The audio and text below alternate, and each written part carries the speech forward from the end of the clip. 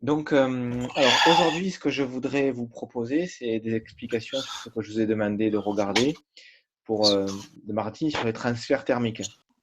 Alors, normalement, c'est des cours de première, mais c'est également des notions que l'on doit aborder en terminale.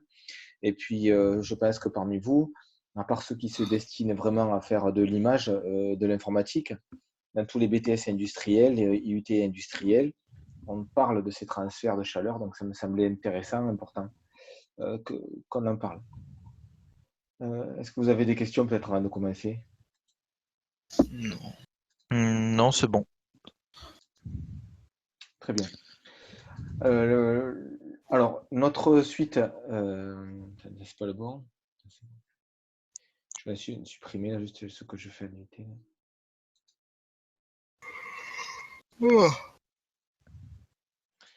Voilà. Alors, euh, concernant cette leçon, ce qui m'intéressait d'abord de voir, c'était la notion donc d'énergie, la relier à la puissance, puisque où que l'on soit, on en a toujours besoin et en comprendre les deux termes. Donc tout au long, je vais parler des deux termes, énergie et puissance. Alors d'abord, le premier terme, le mot énergie. L'énergie va être reliée dans les transferts de chaleur, va être reliée à un déplacement de masse d'air et exactement à des différences de température. Donc c'est ce que je vais essayer de m'appliquer à vous montrer.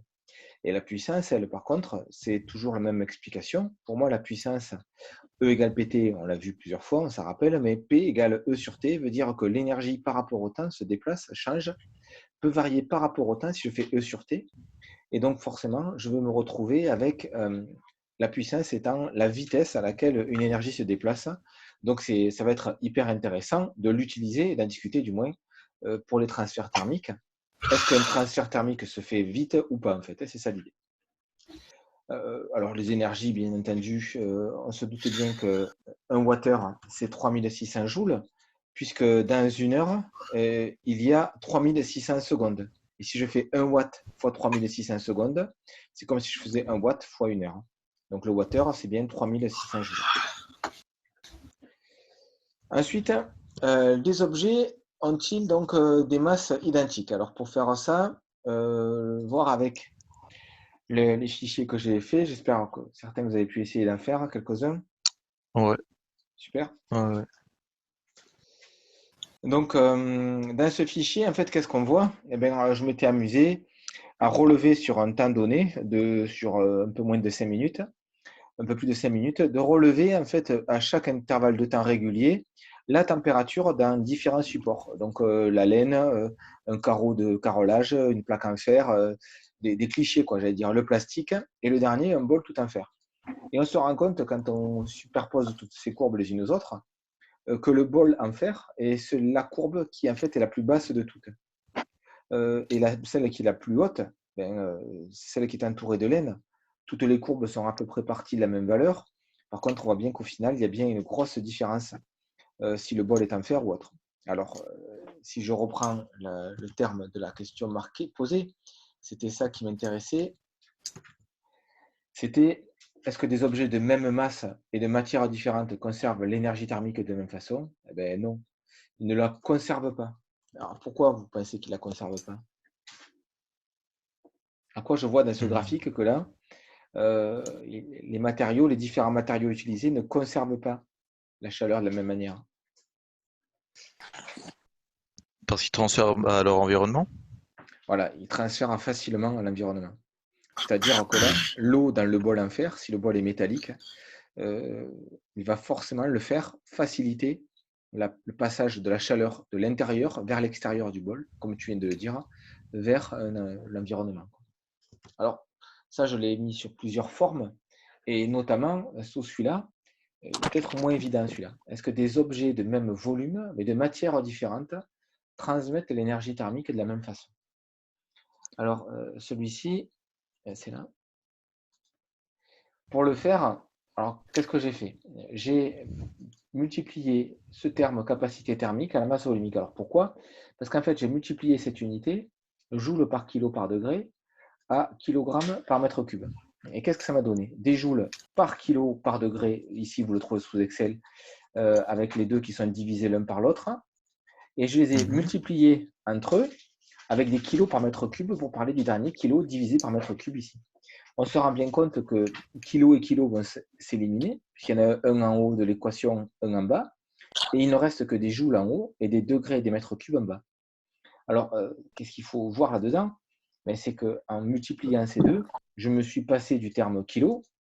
Donc, je vais dire que je vais pouvoir parler pour un mètre cube, donc pour un objet de même volume. Je vais pouvoir savoir quelle est la chaleur qui va être dissipée si je veux monter de 1 degré. Et bien entendu, une fois de plus, les clichés sont là. Le fer a un produit qui est bien plus grand que les autres. Entendons que beaucoup plus de joules peuvent être échangés par un mètre cube de fer par rapport à un mètre cube de bois. On s'en doutait. Et encore que dans ces résultats, si vous remarquez bien, qui ne sont pas des résultats d'expérience, mais vraiment j'ai pris les tables de données des différents matériaux, on a vraiment pour le fer une masse qui est une quantité d'énergie qui est plus grande. Mais pas tant que ça, hein, comme je vous disais, elle est quoi 2 fois 9 fois 36 fait 4 fois plus grande. On aurait pu penser que c'était de l'ordre de 40 ou 400 fois plus grand. Alors, votre avis, pourquoi c'est pas si différent entre le fer et le bois? La facilité à transférer de la chaleur. Pourquoi, à votre avis, c'est pas si différent? Hmm. Ben, en fait, c'est relié au fait que c'est un volume, imaginez-vous, 1 mètre cube de fer. L'inertie que peut avoir la matière, si elle s'échauffe, pour 1 mètre cube donc, de matière, forcément, on va avoir beaucoup de mal à mettre en mouvement les particules pour qu'elles puissent échanger de la chaleur. C'est ça le principe et c'est ce que je vais vous montrer par la suite. Là, la différence entre les deux, c'est que comme il y a un trop gros volume, la matière va avoir beaucoup de mal à se déplacer. Donc c'était ça Du le. coup, en gros, monsieur, Oui. plus la matière elle est grande, enfin, et volumineuse, plus c'est difficile qu'elle chauffe. Et oui, c'est ça. Tu t'en rendras bien compte, c'est un truc à 2 balles, mais si je prends une casserole et que je mets une tasse d'eau à l'intérieur, une tasse, un volume équivalent à une tasse d'eau, ça va chauffer beaucoup plus vite que si je remplis la casserole à ras-bord. Ok, C'est je vois. une évidence. Donc là, c'est Ok. la notion de volume, vraiment, elle est reliée à ça. Plus il y a de volume, plus tu vas avoir du mal à mettre en mouvement les éléments, hein. Donc ça, Ouais. c'est la première des notions, c'est évident. Je voulais vous montrer ça, vous allez voir. Ah non, ça c'est pas le bon, c'est là. C'est celui-là. Pour que vous compreniez la notion de proche en proche, je me dépêche, hein. Si les particules, pour qu'elles puissent s'échauffer, il faut qu'elles se mettent à se bouger entre elles, même si ici l'animation elle est faite pour parler du son, mais dans l'esprit c'est la même chose. Je vois bien ici que s'il y a un choc de l'une à l'autre, hein, si d'ailleurs je la remets au tout début en mouvement, vous allez voir que la première se met en mouvement et met en mouvement les autres. Donc vous en doutez bien que si la matière est très proche l'une de l'autre, si les molécules sont vraiment collées les unes aux autres, à ce moment-là ça va s'échauffer beaucoup plus vite. C'est le cas du fer. Les molécules de fer sont beaucoup plus rapprochées que peuvent l'être les molécules au niveau du bois. Donc, c'est pour ça que le fer facilite l'échange de chaleur. Ok. L'atelier suivant, ah, l'atelier suivant, est-ce que ça passe là, c'est bon? Ouais, impeccable. Oui, oui. Ok. L'atelier suivant me semble évident. La notion de conduction, convection, rayonnement. On se doute bien, vous avez dû voir la vidéo, que si je touche une casserole, je suis en contact. Si je touche, c'est une conduction. Ici, je vois que l'eau à l'intérieur se met à bouillir dans la casserole, hein. Vous avez dû le voir ça aussi avec votre casserole. Si on voit des bulles apparaître, on voit bien qu'elles partent du bas, elles remontent. Donc ça fait bien un mouvement à l'intérieur. Ce mouvement, on appelle ça de la convection. Donc la convection, c'est, par exemple, aujourd'hui, il ne fait pas beau, vous avez dû voir les nuages à l'extérieur. Donc ils se mettent en mouvement les uns autour des autres. Et s'ils venaient à s'entrechoquer, à ce moment-là, on parlerait d'orage, hein. S'il y a une convection trop importante au niveau donc, de deux grosses masses d'eau, comme il peut y avoir dans des nuages, il y aura orage. Mais avant ça, dans un nuage, pourquoi les nuages sont gris, à votre avis? Je change du tout au tout, mais ça va avec, hein. Je le vois parce que je suis dégoûté comme vous de voir qu'on n'a toujours pas de soleil. On habite le sud et on n'a toujours pas de soleil. Donc, c'est pour ça que je vous en parle. Ça me tient à cœur. Vous savez bien que le sud, j'y tiens. Alors, dites-moi, pourquoi les nuages sont gris et d'autres sont blancs? Parce qu'il y en a qui ont de l'eau dedans, il y en a qui n'en ont pas. Disons qu'il y en a qui ont de l'eau liquide dedans et il y en a qui ont de l'eau simplement sous forme de vapeur. Les nuages qui sont tout blancs, on appelle ça des nuages de beau temps d'ailleurs, mais c'est des vapeurs d'eau qui est à l'intérieur, donc vraiment du gaz, de l'eau sous forme de gaz qui se déplace. Donc la matière étant très distancée, elle n'arrête pas la lumière du soleil. Par contre, lorsqu'il y a beaucoup d'eau, à ce moment-là, ça se met en mouvement à l'intérieur, à l'intérieur du nuage. Je vais vous montrer. Et en se mettant en mouvement, forcément, on va voir apparaître des mouvements de convection à l'intérieur.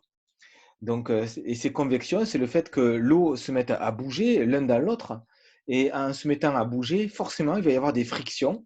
Et plus il y a de frictions des molécules d'eau entre elles, plus ça crée un champ électrique, en plus, c'est une réalité.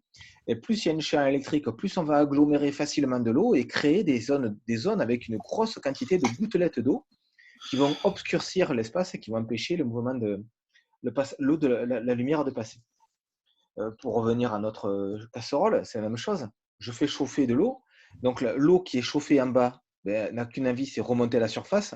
Et l'eau qui était froide, elle se rend compte qu'elle est poussée par l'eau chaude, elle se met à descendre pour être chauffée à son tour, et ainsi de suite. Il faut se dire que naturellement, le chaud se déplace toujours vers le froid, et si le froid, on l'oblige à quitter sa place, forcément, il va en bas.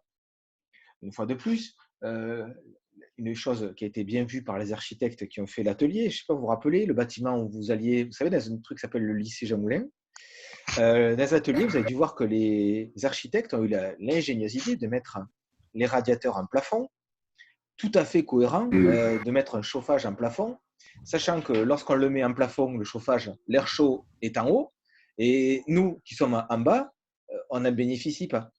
Donc, je trouve ça très intéressant d'avoir, dans un bâtiment industriel, pensé à mettre des chauffages comme ça en plafond.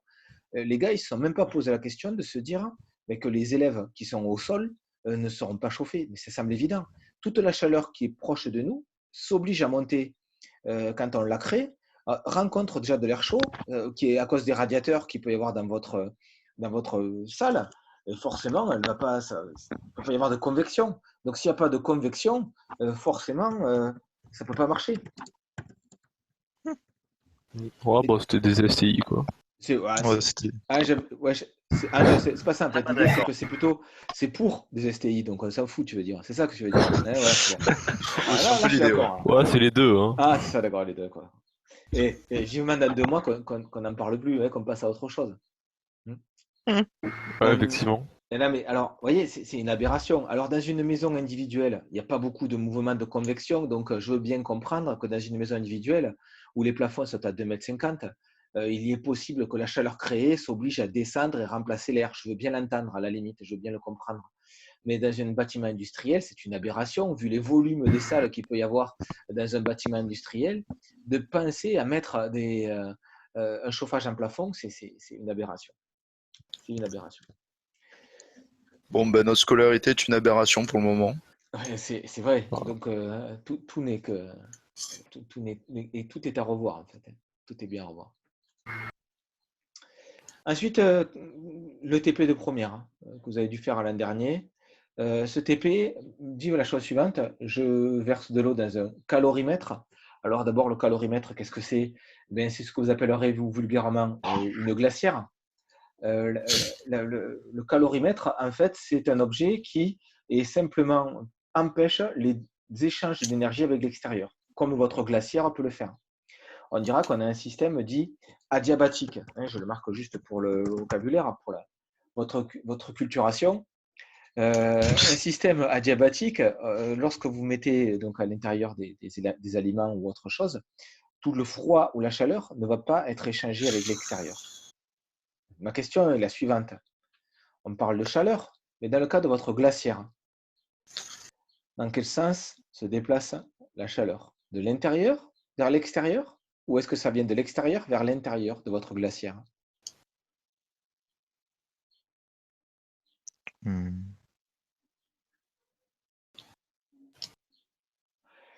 Un mouvement déplace l'air ne peut se déplacer que du chaud vers le froid. Donc, si vous avez une glacière à l'intérieur, ça veut dire que vous cherchez à avoir du froid à l'intérieur. Donc, il faut empêcher que le chaud de l'extérieur ne vienne se mettre dans la glacière et donc réchauffe l'atmosphère. Donc, il faut vraiment empêcher les échanges de l'extérieur vers l'intérieur. C'est ça le cas de la glacière. Dans le cas d'un Ok. thermos, c'est l'inverse. On va éviter que la chaleur dans le thermos ne sorte du thermos pour pouvoir aller vers l'extérieur. Toujours se rappeler que la chaleur se déplace toujours du chaud vers le froid. Souvent, quand vous ouvrez une fenêtre, on vous dit ferme, tu laisses rentrer le froid, c'est pas vrai. Il faut bien fermer, mais c'est pas pour ça, c'est simplement parce que il faut éviter que la chaleur ne vienne partir de votre habitation. Alors cet atelier, voilà ce qu'on a vu.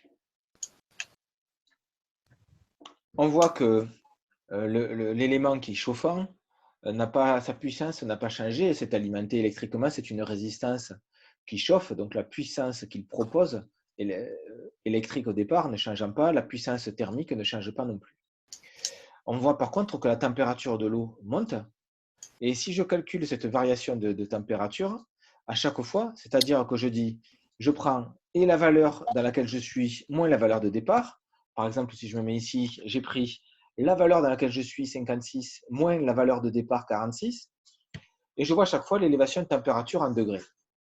Je me retrouve donc forcément en regardant le lien entre les deux. Si je veux regarder ce que j'ai fait dans ce graphique-là en bleu, si je relie cette variation à delta θ, je vois que j'obtiens un coefficient directeur qui est le même que si je prends en fait l'énergie Q proposée par le thermoplongeur, d'accord, et que je la multiplie par le temps à chaque fois. Donc, ce que je vois bien, c'est que cet échange, vu que le coefficient directeur entre les deux est le même, ça veut bien dire qu'il y a un parallèle entre les deux. Ben, c'est le fait que toute la chaleur produite par le thermoplongeur a été accumulée et gardée par l'eau. Allez, j'ai un peu triché sur les valeurs. Un peu, mais pas beaucoup. Vous savez que Voilà. je suis quelqu'un d'honnête. Vous savez que moi, je ne suis pas un menteur. Vous le savez bien. Mais il est vrai que les valeurs qui sont en dessous ne sont pas des valeurs tout à fait vraies. Hein, mais elles ont été quand même calculées comme je voulais marquer au-dessus. J'ai un peu arrangé les choses. On note, on note. Oui, je sais qu'on a étudié, on note que l'essentiel. Alors, qu'est-ce qu'on voit? Laquelle des trois relations que je vous montre là est bonne? La première, Ouais. Alors pourquoi elle est bonne? Pas parce qu'on l'a vue, mais pour quelle raison? parce que faut avoir un nombre. Parce que si on multiplie. Attends, je m'en mêle. Faites simple. Hein. Si je vous pose la question, c'est que c'est une réponse simple. Oui, voilà. La seule chose qui change entre les deux, c'est que si je commence à parler de M ou de C, je vais galérer avec le calcul. Là. Par contre, si je parle de l'huile, cette différence de température, delta, θ, eh bien, je vois que là, ici, elle est divisée, là, elle est divisée, et là, ici, delta, θ est multipliée. Donc, il faut se poser la question. Est-ce que la température augmente parce que j'augmente d'énergie, ou est-ce que quand la température augmente, l'énergie diminue? La température augmente, l'énergie ici diminue aussi. Ok. Donc, c'est pour ça que c'est forcément le premier qui est bon, puisqu'il faut forcément qu'il y ait une augmentation de température pour dire j'ai reçu de la chaleur. Ça semble évident. Alors, on en vient à ce terme, capacité thermique massique, qui a été utilisé à l'intérieur de ce document. Je passe les questions, mais c'est pour que vous compreniez ce que c'est. Et c'est l'unité qui m'intéresse. Dans cette unité, je vois que ce sont des joules par kilo par degré, comme on l'a vu tout à l'heure. Donc, c'est la facilité qu'un élément a pour pouvoir recevoir 1 degré de température.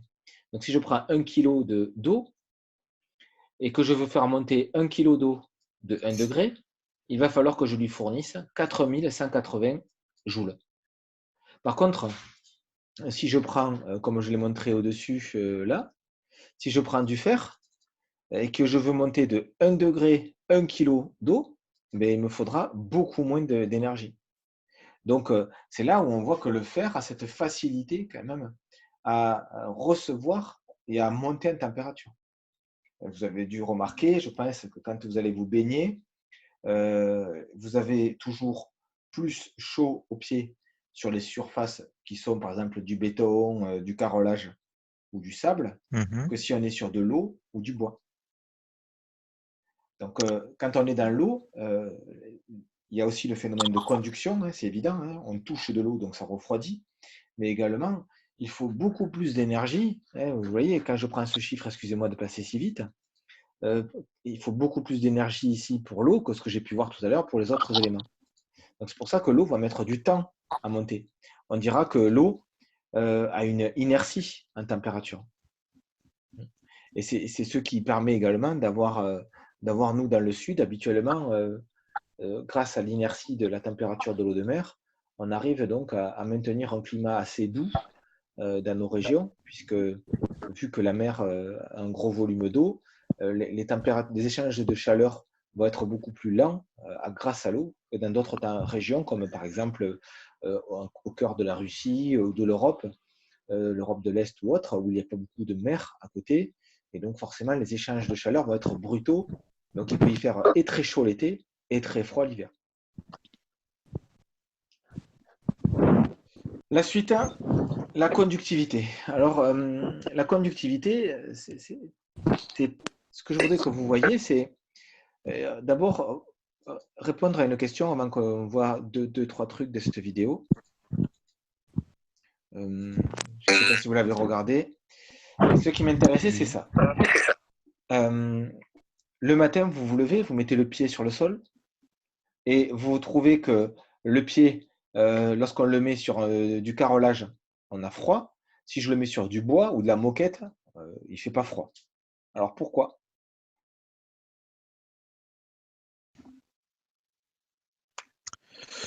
Parce que le matériau, le métal a un plus gros échange thermique, enfin une moins forte résistance thermique. C'est Du ça? coup, on lui transmet plus de chaleur. C'est ça. Lui, en fait, toute la chaleur de notre corps, quand on va poser sur du fer, du carrelage ou autre, il a une telle facilité à prendre notre chaleur que forcément, toute la chaleur qu'on me propose, il la prend. Il ne la rejette pas.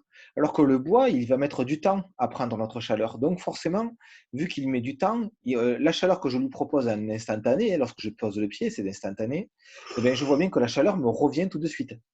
Donc c'est pour ça qu'il fait moins froid si je mets le pied sur du bois, du parquet quoi, ou de la moquette, que plutôt sur du fer ou du carrelage. Ça, c'est important. Et donc, qui a la plus grande conductivité? Le fer ou le bois? Le fer. Eh oui. Le fer a une plus grande facilité à laisser passer la chaleur, c'est pour ça qu'on dira a une plus grande conductivité.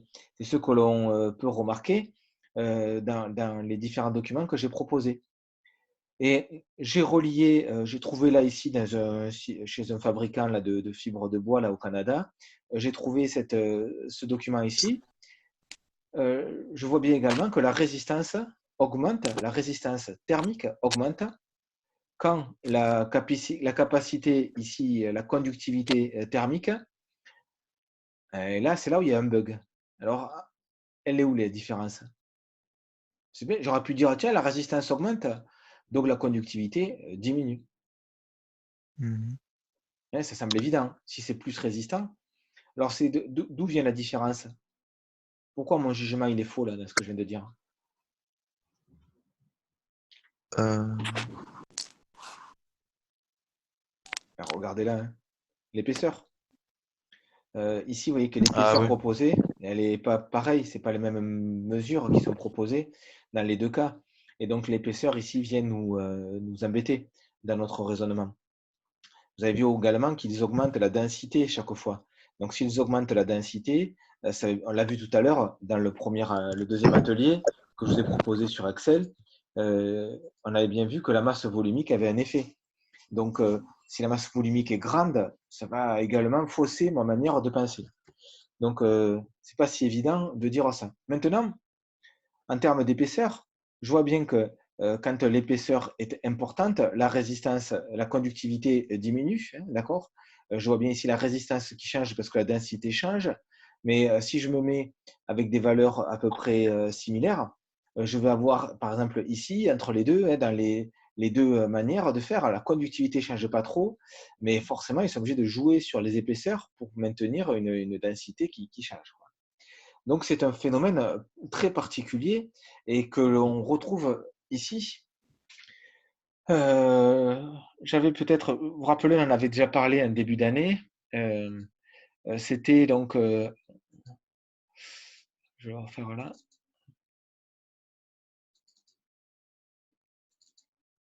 J'entends rien. En début d'année, on avait travaillé sur des images comme ça, prises par une caméra thermique, où on voit apparaître ce qu'on appelle des ponts thermiques. What is it, a pont thermique?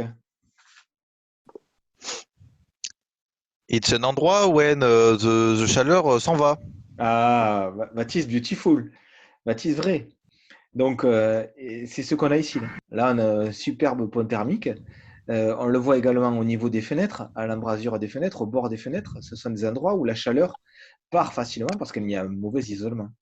On voit également ici, là, d'accord? On voit vraiment qu'il y a une grosse perte de chaleur dans ce toit parce qu'il y a un trou dans l'isolation qui fait que donc on voit beaucoup moins bien. Alors, revenons à ce que je voulais vous montrer ici. Ben, les fabricants proposent différentes épaisseurs, différentes densités parce qu'il faut s'adapter aux besoins en fait dans une maison. Et on voit bien qu'en fonction de l'endroit où on se trouve dans la maison, il y a beaucoup plus de pertes sur un toit que ce qu'il peut y avoir dans le sol. Alors la raison, c'est quoi?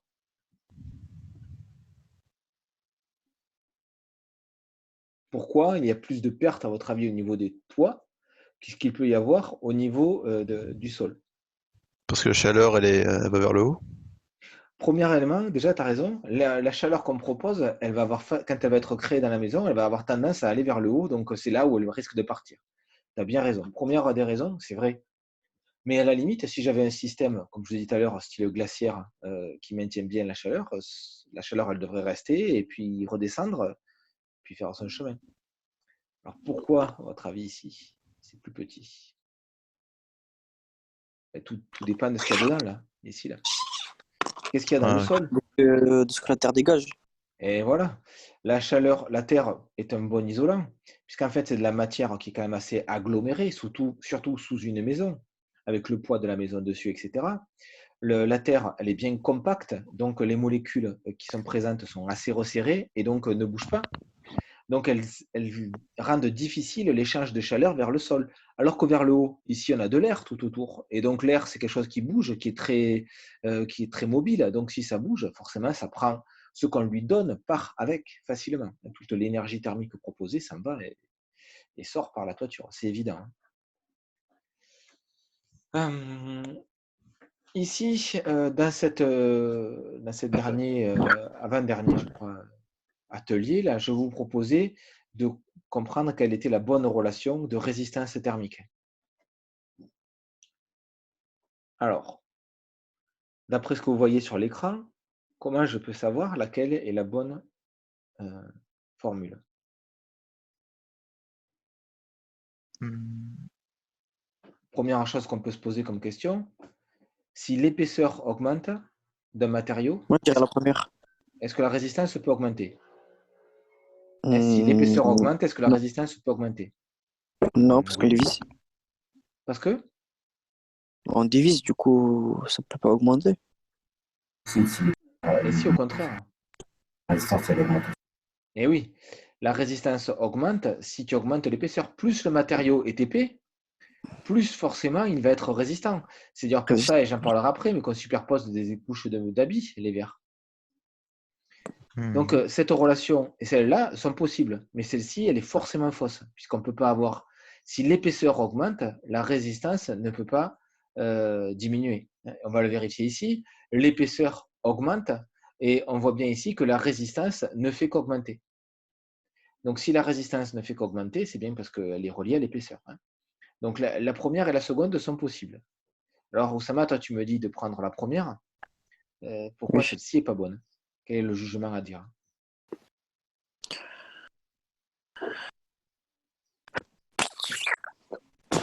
Parce que j'ai peut-être vu la première plus souvent que la deuxième.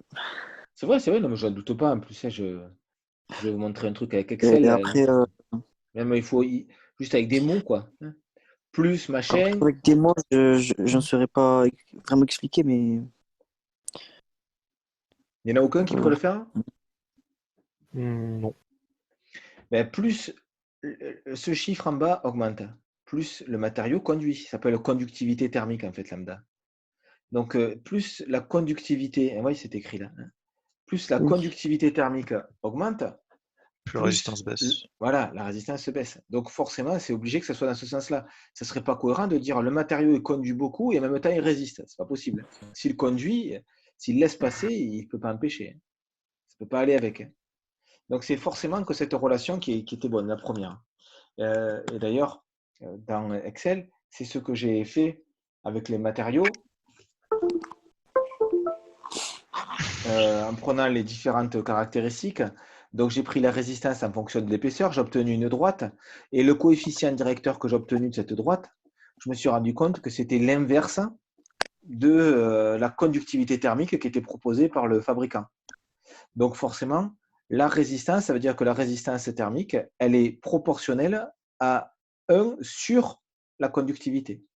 Donc, c'est ce que j'ai là. La résistance, elle est proportionnelle à quelque chose sur la conductivité lambda. Vous voyez, c'est pas. Il y a le phénomène qu'on est en train de dont on est en train de parler, hein, résistance, conductivité, puissance, tout ça. Mais ce que je vous demande de dire, plus machin augmente, plus l'autre diminue, ça, il faut qu'on s'habitue à le voir. Ou que vous alliez l'an prochain, on va vous en demander ce genre de réflexion. C'est pas de mettre des mots, c'est juste d'être logique, quoi. C'est juste ça. Essayez d'avoir cette logique. Est-ce que vous avez compris là ce que j'étais en train de raconter là? Oui. Oui. Impeccable. Ouais.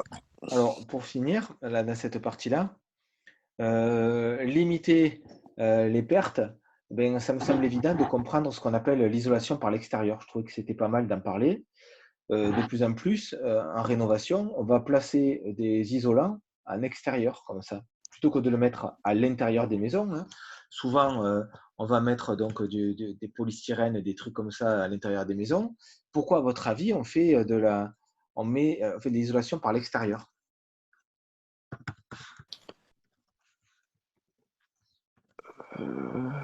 Parce que vu que... Ah, ok. Ouais. Alors, dites-moi pourquoi.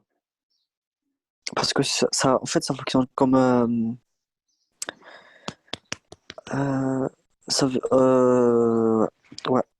c'est ça. Ouais. C'est ça, hein? Eh bien, il faut se dire la chose suivante, c'est que rappelez ce que je vous montrais tout à l'heure sur les pertes thermiques. Imaginez lui là, il perd de façon thermique, donc il est bien isolé, le gars il a tout fait, il a son carrelage, tout est fait dans sa maison, tout est nickel, sauf qu'il se rend compte que l'isolation elle n'est pas suffisante par rapport aux différences de température qu'il peut y avoir entre chez lui et l'extérieur. Donc il faut lui proposer une solution qui coupe ce pont thermique. Donc ce qu'on va faire, c'est que plutôt que mettre une couverture comme on le ferait nous dans notre lit par exemple, eh bien, on va couvrir le mur en mettant des matériaux contre des matériaux isolants. Comme ça, tout ce qui est angle de maison, tout ce qui peut être pont thermique, bord des fenêtres, etc., va être couvert par une couverture qu'on appellera l'isolation par l'extérieur. D'accord? De façon habituelle, on retrouve dans les maisons ce genre de choses. On empile les éléments l'un sur l'autre et pour essayer d'isoler une maison. Hein, d'accord? On met des placos, des choses comme ça, pour éviter que les angles, par exemple, soient en contact direct avec l'extérieur. Donc, c'est ça qu'ils cherchent à proposer en faisant l'isolation par l'extérieur. Vous avez saisi le principe là? Oui. Ouais. Alors, je vous ai mis, à partir de là, je vous ai mis qu'on appelle ça, un sujet.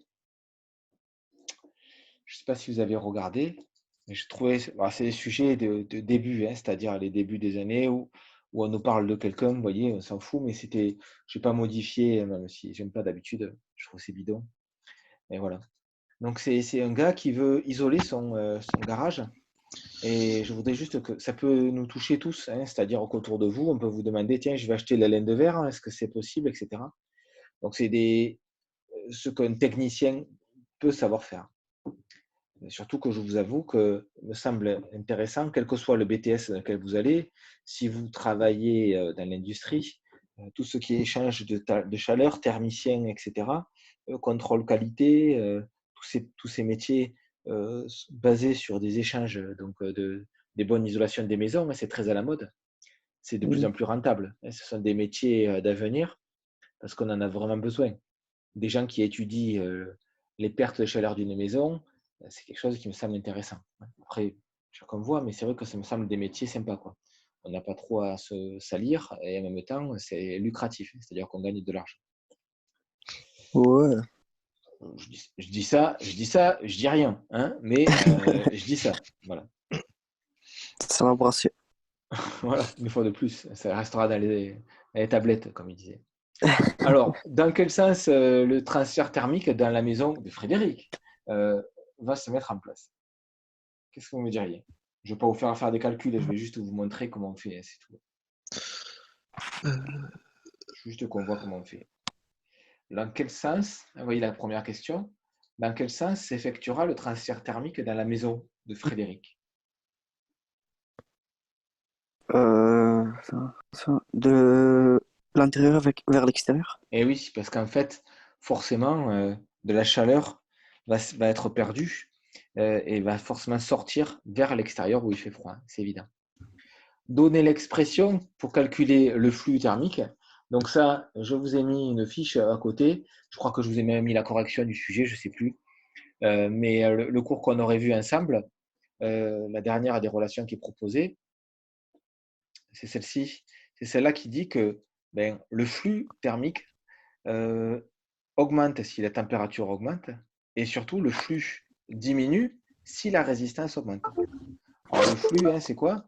Le flux, c'est la vitesse à laquelle l'énergie va passer dans le temps.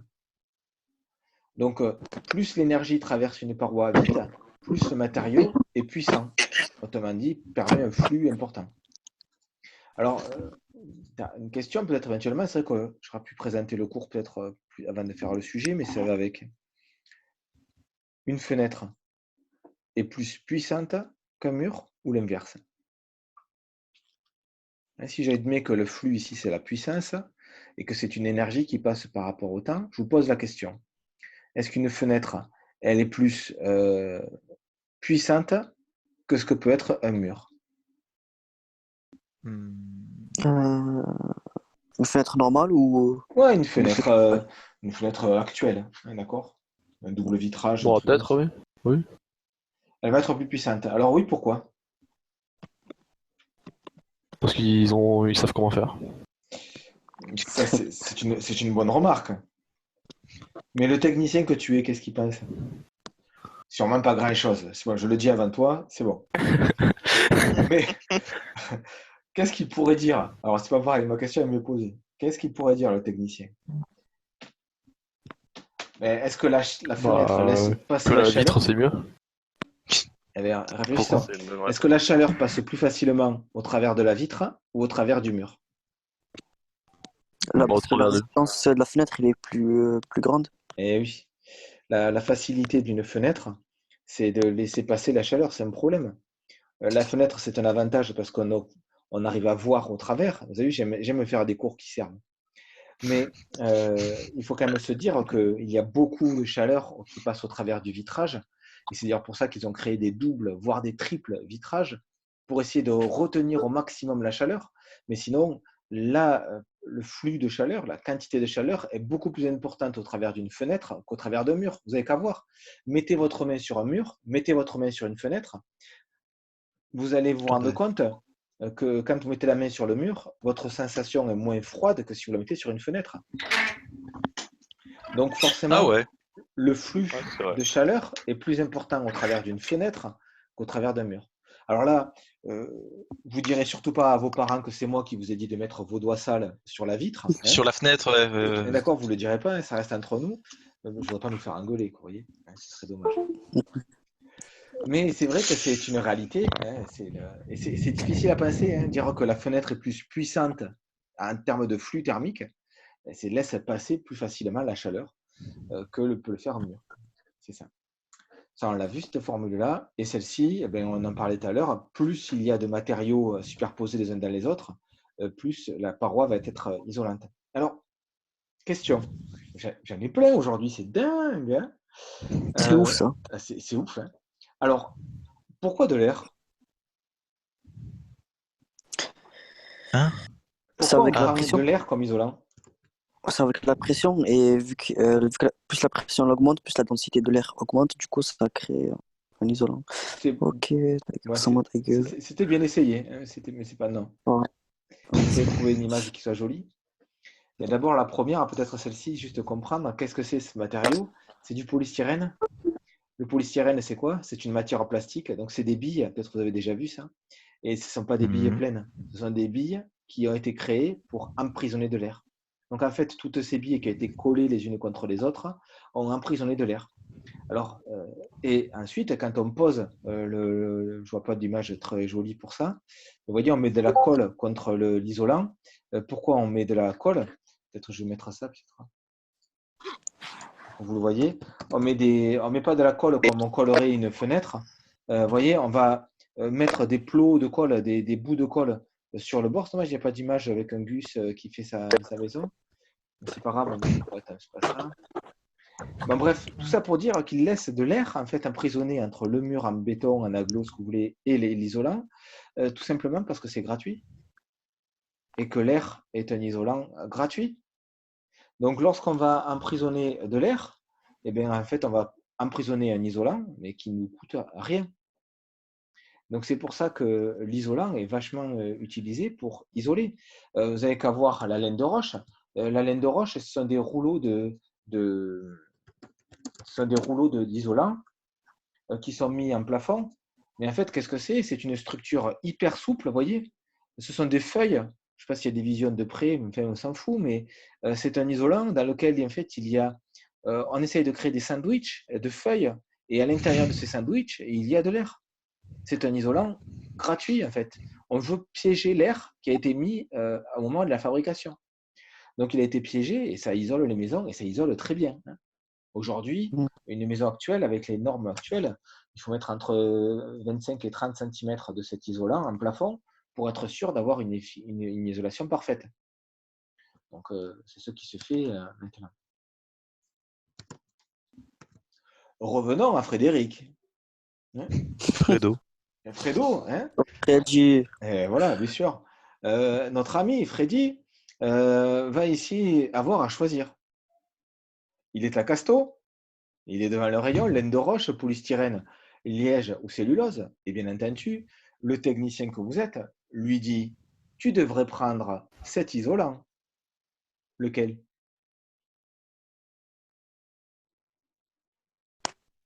Bah celui-là, C'est pas l'autre plutôt? je suis pas sûr. Ah, j'ai failli tomber dans le piège quand même, tu vois. Je suis naïf. Alors Bah lequel? oui. là c'est cellulose.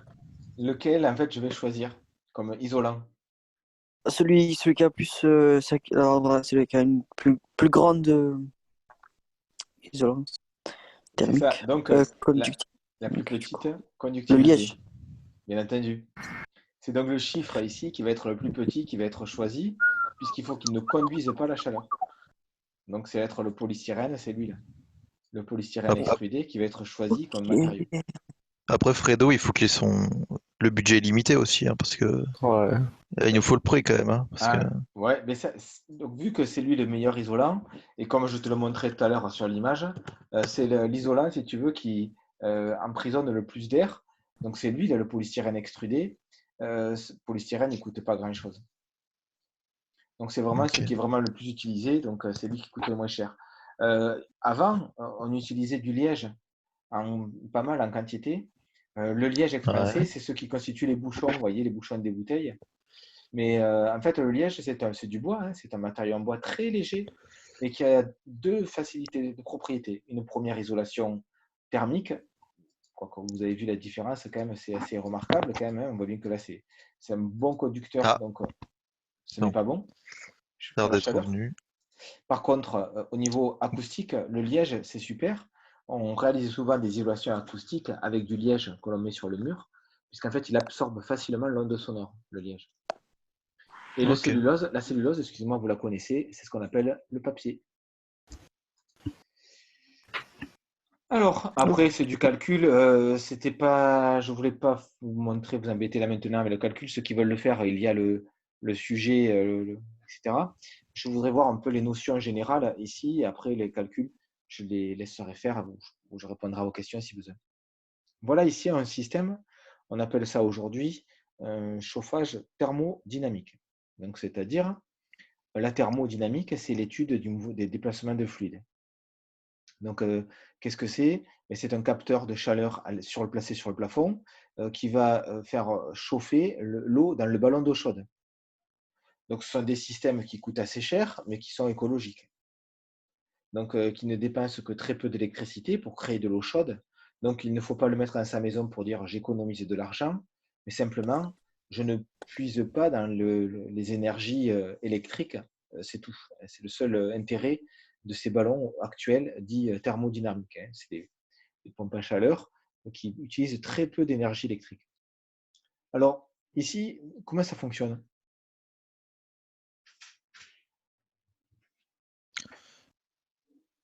Ça a coupé ou... Du tout, Ça non, non. Ah, Ah, ok. Non, non, ça n'a pas coupé, j'attendais votre version. Ah, oui, j'ai pas entendu la question, moi, perso. Je disais, Vous avez posé une question? ouais, comment ça fonctionne en fait, le système qui est là? Vous voyez pas? Ben, le soleil en fait chauffe un panneau, chauffe de l'eau qui est placée dans le panneau. Cette eau, on voit la couleur là qui devient de plus en plus rouge en montant. Donc l'eau passe dans le panneau, se réchauffe au contact du panneau. Elle rentre dans un serpentin, elle est chaude, elle va donc réchauffer de l'eau froide qui est présente dans le ballon. Et cette eau froide va être réchauffée pour pouvoir ensuite être remontée dans le système sanitaire. Donc, l'eau ensuite dans le tuyau, on n'est jamais en contact avec l'eau qui va venir dans mon robinet. Simplement, il y a un échangeur de chaleur. Cette eau ensuite, elle repart vers le plafond pour être de nouveau réchauffée et ainsi de suite. Donc, on récupère de l'énergie gratuite du soleil pour pouvoir réchauffer le volume d'eau à l'intérieur. Donc, il y a un deuxième système, il y a un chauffage d'appoint au cas où, s'il n'y a pas de soleil, s'il n'y a pas suffisamment de chaleur proposée, il y a quand même un système électrique qui va chauffer de la même manière le volume d'eau et permettre d'utiliser son eau chaude chez soi quand même, c'est évident. Donc il y a une conduction, c'est-à-dire un contact, l'eau dans le tuyau et le panneau, il y a un contact. Il y a un rayonnement, hein, le soleil émet des rayons qui tapent sur le panneau, donc c'est un rayonnement. Et à l'intérieur de tout ça, l'eau froide remonte et remplace l'eau chaude ici, qui s'en va, et ainsi de suite. Ça crée une boucle dans la maison. Et donc là, ici, c'est une convection. Donc conduction, contact, comme l'eau qui est en contact avec le serpentin. Convection, l'eau qui monte et qui ressort ici. Voilà ce que je voulais vous montrer de façon générale pour vous rappeler ces notions. Vous aviez retrouvé les documents sur le Padlet, c'est bon? Oui. Oui. J'ai mis la correction, je ne sais plus si j'ai mis la correction du sujet. On va aller sur le Padlet. Tac. Je mettrai, donc de toute façon si elle n'y est pas, pour que vous puissiez utiliser voir la correction, ceux qui veulent bien faire des exos. Alors, toujours pareil, excusez-moi, je reviens, je vais faire le rabat-joie, mais on finira sur ça. Je mets des sujets, surtout ceux qui veulent faire des IUT industriels, génie électrique, génie méca, oui. tous ces DUT-là, c'est des DUT très calcul. Donc là, ça fait un gros mois qu'on est quand même relativement à l'arrêt, où on prend cool les choses. Je ne parle pas que de la physique, hein, je parle en général. Donc, il faut vraiment que vous vous attachiez à tout ça. Ceux qui veulent faire une prépa ou un truc comme ça, il faut vous attacher à faire du calcul. Je ne peux pas vous obliger, c'est parce que je chercherai à faire. Mais il faut en faire pour que vous compreniez ce qui est important, quoi. Ok. D'accord, d'accord.